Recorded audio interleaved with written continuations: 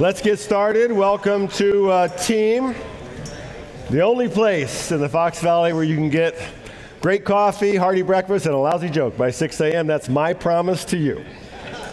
I do want to ask your help today. Once a year, we ask for you guys to help serve at a huge women's event that we put on as a church. As you know, my wife is the director of women's ministries here at our church, and 2 weeks from tomorrow, so March 11th, they have their Super Bowl of women's ministry events of the spring. I don't think they call it that, but that's kind of what it is. March 11th is an all-day women's conference, and they need some of us guys to serve at 2 different slots. And I'll tell you about it now, and I'm going to email you about it this week. But there's a 1-hour slot, which is just kitchen cleanup between 9 and 10 a.m. on a Saturday. That's March 11th, again, 2 weeks from tomorrow. 9 to 10 a.m., just 1 hour kitchen cleanup.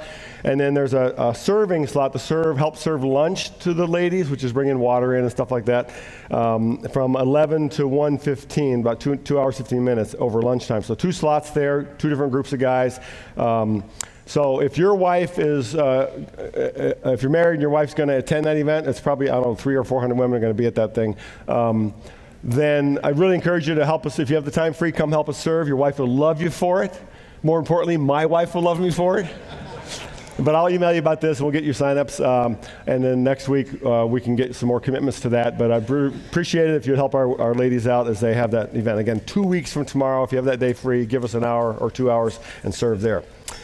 Okay, here's our story today. 2 men are waiting at the pearly gates. Now, this is not really the way it happens, but this is the way the joke goes. Okay, 2 men are waiting at the pearly gates to strike up a conversation. First guy says, "So, how'd you get here?" The other guy goes, "Froze to death." First guy says, "Oh man, that's awful. What was it like?" Guy says, "Well, it's pretty painful at first. You get really cold, start shivering all over, then your skin starts to burn. You get this terrible ache in all your extremities, fingers, toes. And then at the end, though, you kind of go numb and just drift away, like falling asleep. And then it's very peacefully. But enough about me. How'd you go?" Guy goes, "Heart attack. See, I had this feeling my wife was cheating on me, so one day I came home from work early. I saw a pair of shoes that weren't mine, so I ran up to the bedroom, and she was just sitting there pretending to be knitting. Then I ran down to the basement, but he wasn't there. I ran back up to the guest room on the 2nd floor, but no one was hiding there either. Then I ran as fast as I could to the attic, and just as I got there, boom, massive heart attack and died." Second man shakes his head. "That's so ironic," he says. "What do you mean?" says the first guy. "Well, if you'd only stopped to look in the freezer, we'd both still be alive."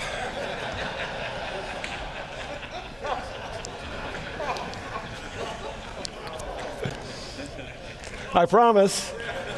Every week I promise.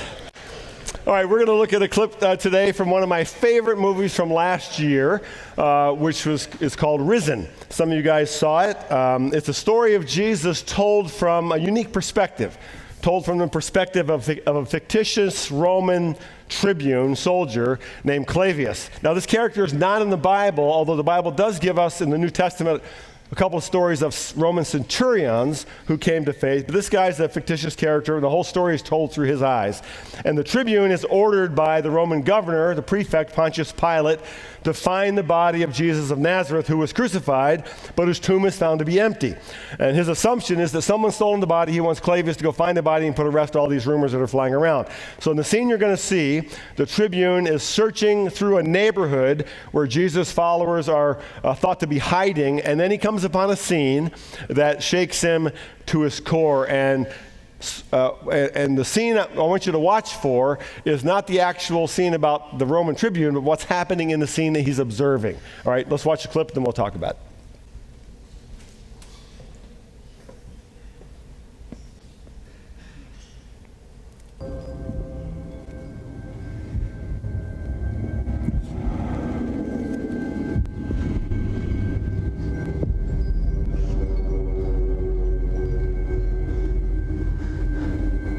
Welcome, Clavius.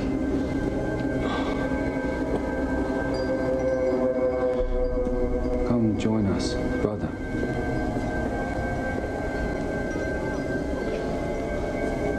There are no enemies here. Thomas. Lord Thomas, where have you been?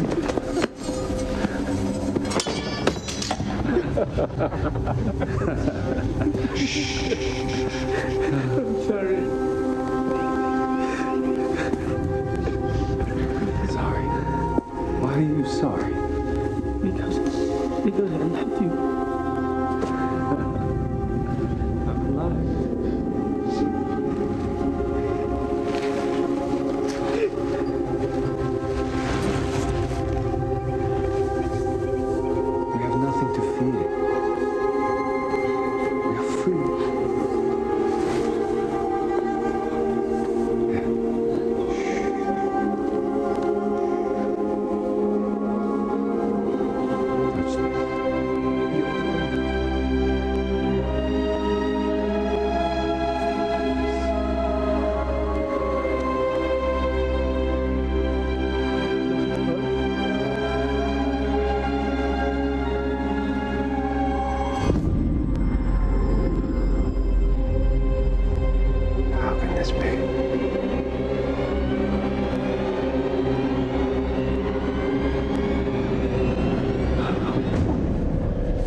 Yeshua.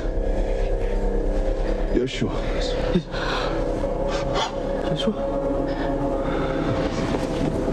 Yeshua. Is he coming back? Where did he go? How would I know? I love the end of that scene. That's Peter's character going, how would I know? They ask him, where did he go? The other thing I like about that movie, not only is the perspective told, so the Jesus story sort of swirling in the background, because it's about this Roman guy's pilgrimage toward faith, but the Jesus character, when you finally see him, he's not Swedish looking. He looks kind of Semitic and Middle Eastern, which is good. But the scene happening there is Clavius is watching. He thinks he's looking for a corpse, and he sees the man he saw dying on the cross. But the scene happening there is about Thomas. You probably picked that up. Thomas comes in late. He runs in, and he's apologizing. Jesus says, why are you saying sorry? And shows him his wounds. Let's read the story as it appears to us in John's Gospel, John chapter 20. Now Thomas, also known as Didymus, that word, by the way, means twin. The Bible doesn't tell us clearly about Thomas' twin. Some scholars believe his twin might have been Matthew, the tax collector, because their names appear next to each other in several of the texts, but we don't know that for sure. So Thomas, one of the 12, was not with the disciples when Jesus came. So the other disciples told him, we have seen the Lord. But he said to them, unless I see the nail marks in his hands, and put my finger where the nails were, and put my hand into his side, I will not believe. A week later, his disciples were in the house again, and Thomas was with them. Though the doors were locked, Jesus came and stood among them and said, peace be with you. Then he said to Thomas, put your finger here. See my hands. Reach out your hand and put it into my side. Stop doubting and believe. Thomas said to him, my Lord and my God. Then Jesus told him, because you have seen me, you have believed. Blessed are those who have not seen and yet have believed. All right, we're talking about Thomas today. And I'm calling him an honest man. The first point today is an honest man, and I'll tell you why as we go along here. But years ago, when I was in my mid-20s, before I got married, it was really a formative time in my life, and I tell a lot of stories from my mid-20s because it was very significant in my spiritual development and personal development. But I was around 25. I was in grad school right before I went to seminary, and I believed at that time that I had a call to go into ministry. I just didn't know how to get there, which was a frustrating time. Because I wanted to serve, I felt like God was calling me to something, but I just couldn't figure out how to get there. So I was in school trying to figure it out, kind of 1 year at a time. And of course, I was trying to pray about these things.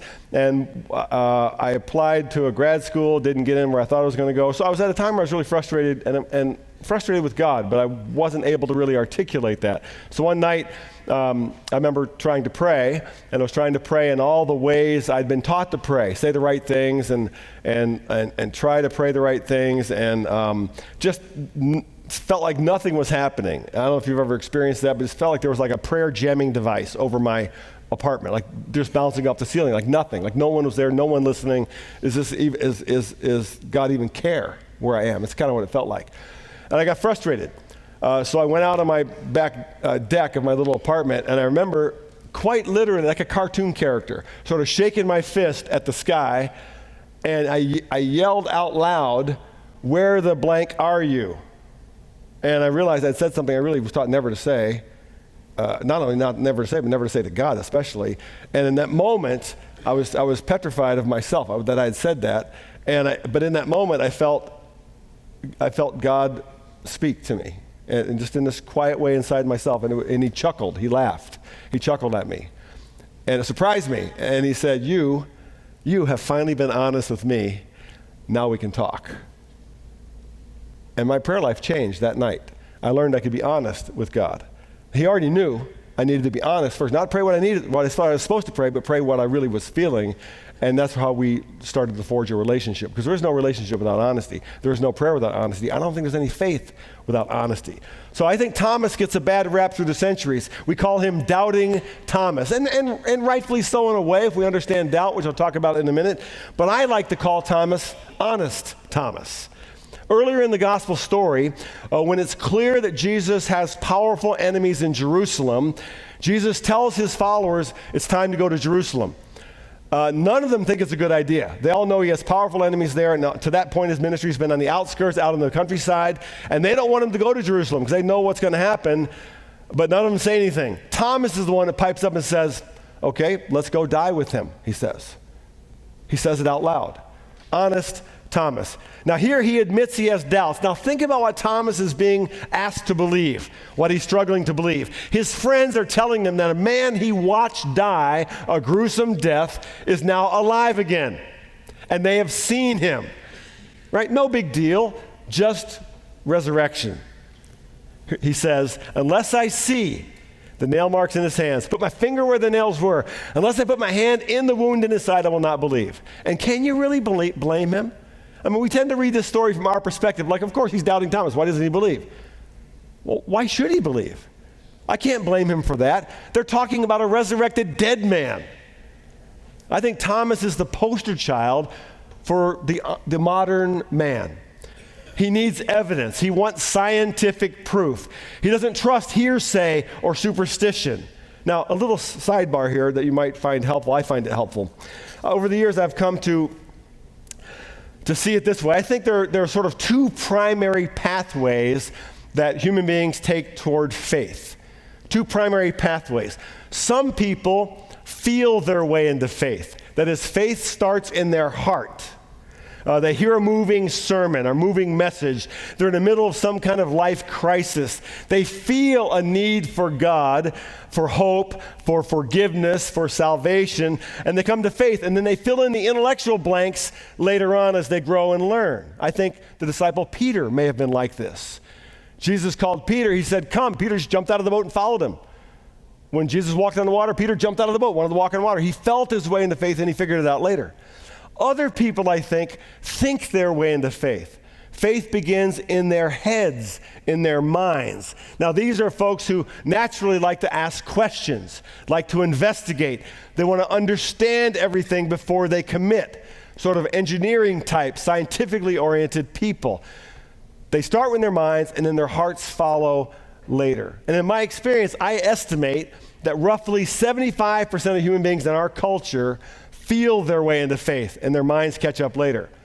Roughly 25% think their way into faith. And I happen to believe that thinking your way into faith is a harder journey. That's a more difficult journey. There are more obstacles in that journey than the feelers. Because there's questions, you need logic, you need scientific or historical evidence, and you need that before you believe. And I think that's Thomas. Unless I see, unless I touch, I can't believe. And he's honest about his doubts. Now, a couple things about doubt. Doubt is not the same thing as unbelief. Let me explain. Doubt is being uncertain and looking for truth. Being uncertain and looking for truth. Unbelief is being unwilling to change one's mind even in the face of evidence that suggests otherwise. For example, did you see the little story that came out this past week about NBA star Kyrie Irving talking about flat Earth? Okay, he was, and it's hard to tell whether he was joking or not. He sounds pretty serious, but he was actually willing to debate that the Earth was flat. Okay, now that's unbelief. That's refusing to change your mind in the face of overwhelming evidence. Okay, here's another way to say it. There's a difference between honest doubt and dishonest doubt. Dishonest doubt is like the young guy who came to me years ago, lots of questions about the Bible, a skeptic, questions about creation, how can you really believe this? And so I gave him several really good sources written by Nobel Prize level astrophysicists who had written extensively on creation and Genesis and all that, but he never read them. And I discovered he wasn't interested in belief. He wasn't interested in researching his doubt, because he had what I call dishonest doubt. Thomas has honest doubt, and honesty is the beginning of genuine faith, which leads us to the second point, which is an encounter with Jesus. Thomas then has an encounter with Jesus. I came across a story of a very interesting man just this week. His name is Francis Collins. He's, I think for many years, and maybe he still is, the director of the National Human Genome Research Institute. He spent his whole career learning to decode human DNA. a scientist of all scientists. In his 20s, he was going through medical school and was doing his residency, and he was a practical atheist at that point. Had been raised in a very intellectual family, had thought of religion nothing more as superstition. But as he was doing his medical work, he began to work with actual patients. And he watched how patients suffered diseases. And he observed how many of them relied on their faith in God to move through and survive and deal with devastating illnesses that he thought should make them hostile toward the idea of faith. And he was so stricken by that, he began to do the research. He began to read. In particular, one of the things he read was C.S. Lewis's classic work, Mere Christianity, which was the first thing he ever read that presented a rational proof for the existence of God. So he began to read more, and he began to read more. And here are his words. He says, reason alone, let me back up a bit. He says, I had to admit that the science I loved so much was powerless to answer questions such as, what is the meaning of life? Why am I here? Why does mathematics work anyway? If the universe had a beginning, who created it? Why are the physical constants in the universe so finely tuned to allow the possibility of complex life forms? Why do humans have a moral sense? What happens after we die? And then he read C.S. Lewis' book. And then he says, but reason cannot alone prove the existence of God. Faith is reason plus revelation. And the revelation part requires one to think with the spirit as well as with the mind. See, heart and mind. You have to hear the music, not just read the notes on the page. Ultimately, a leap of faith is required. For me, that leap came in my 27th year after a search to learn more about God's character led me to the person of Jesus Christ. Here was a person with remarkably strong historical evidence of his life who made astounding statements about loving your neighbor, whose claims about being God's son seemed to demand a decision about whether he was deluded or the real thing.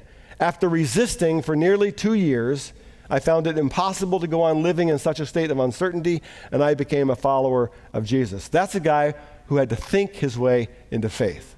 Beautiful story. Now, encounters with Jesus happen in all kinds of ways. They happen in intellectual pursuits, like Francis Collins. They happen through personal crisis, birth of a child, death of a loved one, loss of a job. They can happen through friendships, people you trust.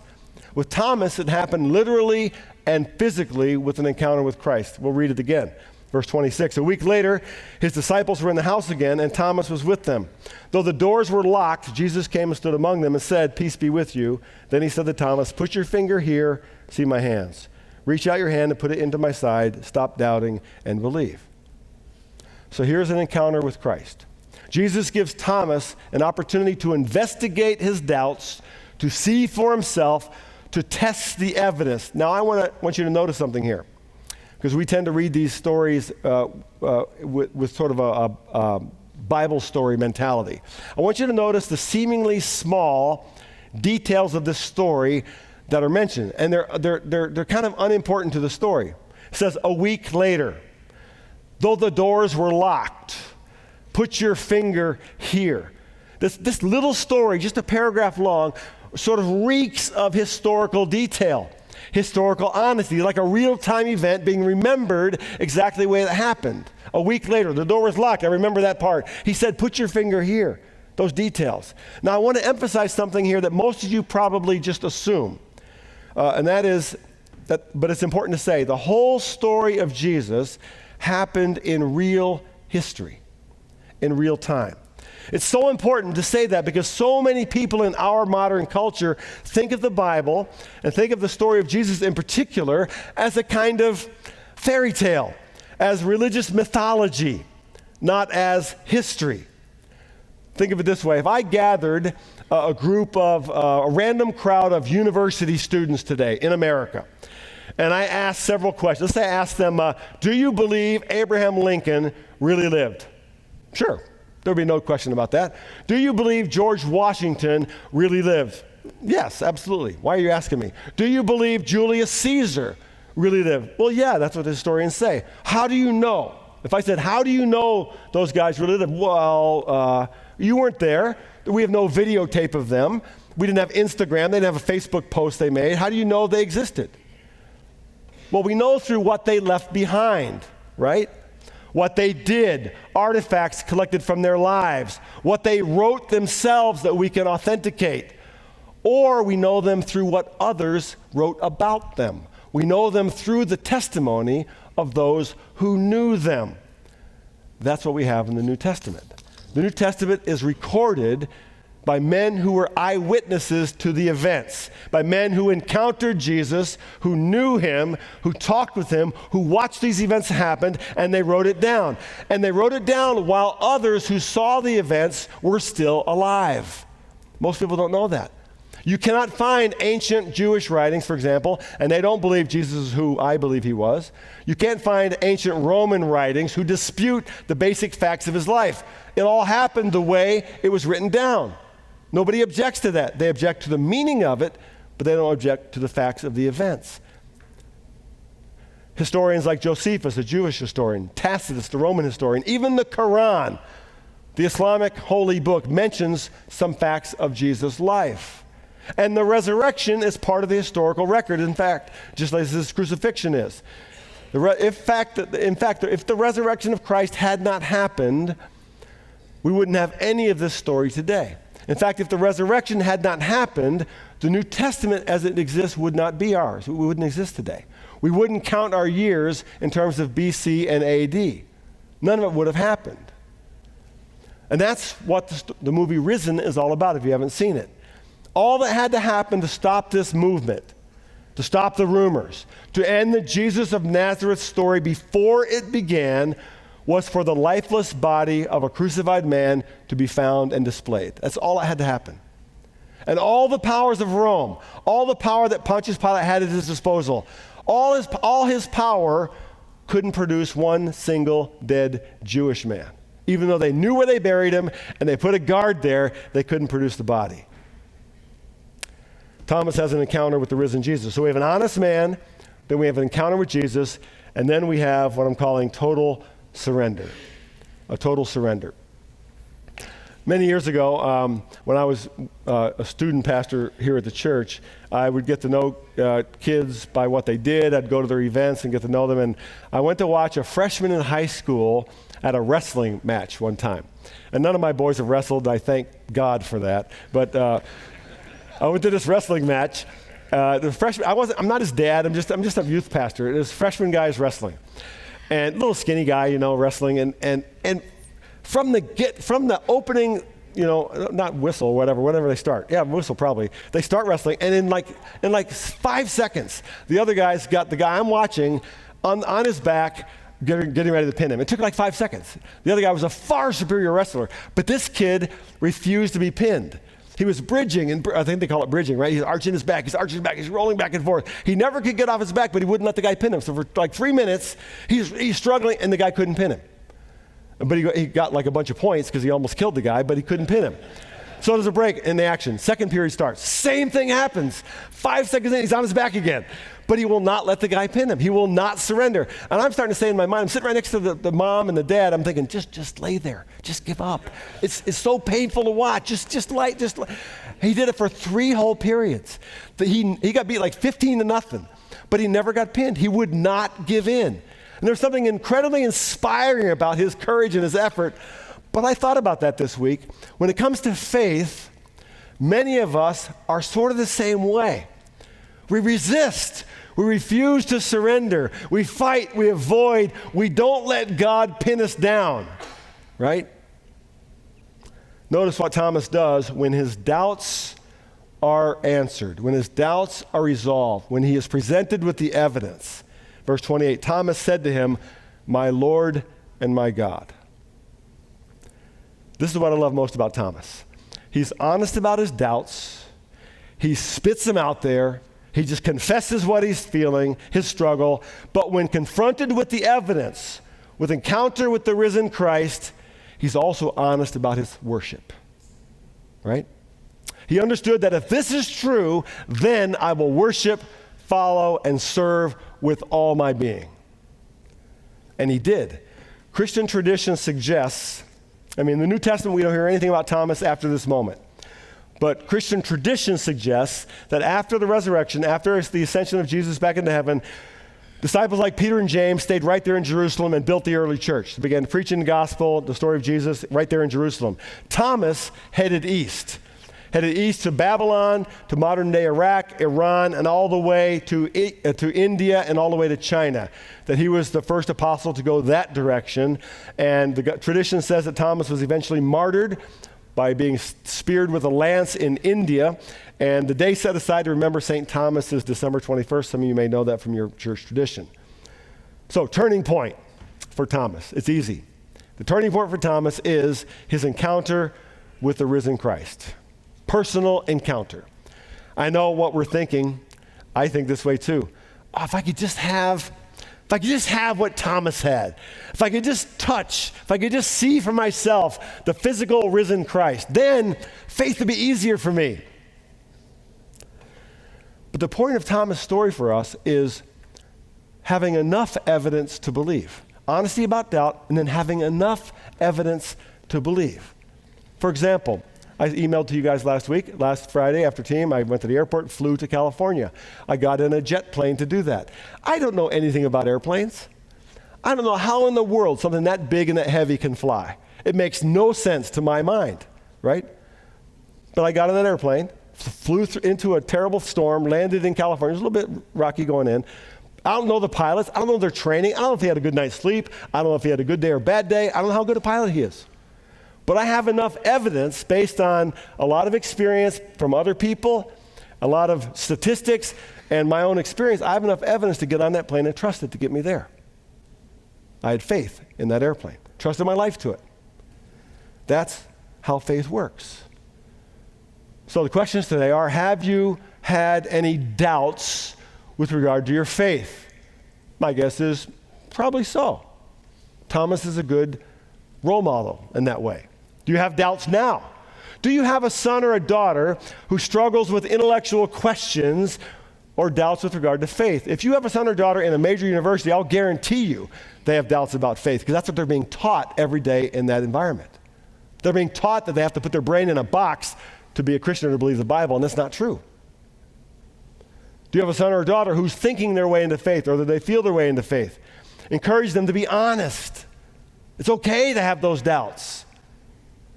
Encourage them to do the research. There's plenty of places to go to find smarter people than you who understand and have come to faith. For example, did you know that 65% of Nobel laureate winners in the 20th century, 65% of all Nobel Prize winners in the 20th century self-identify as Christians who believe in the God of the Bible?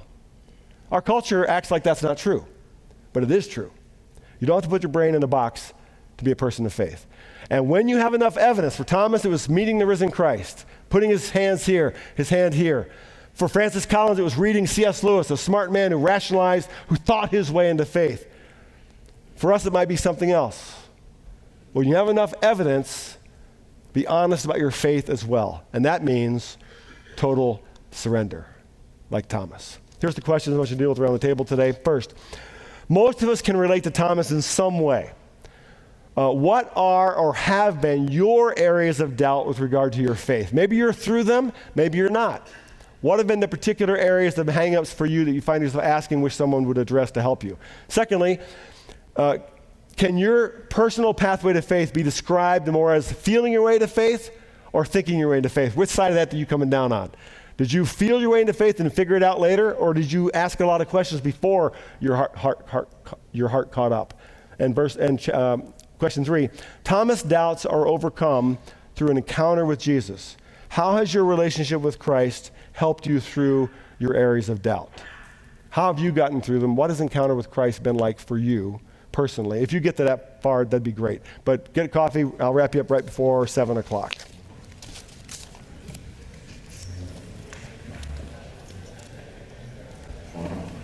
Howdy, Thomas. I heard.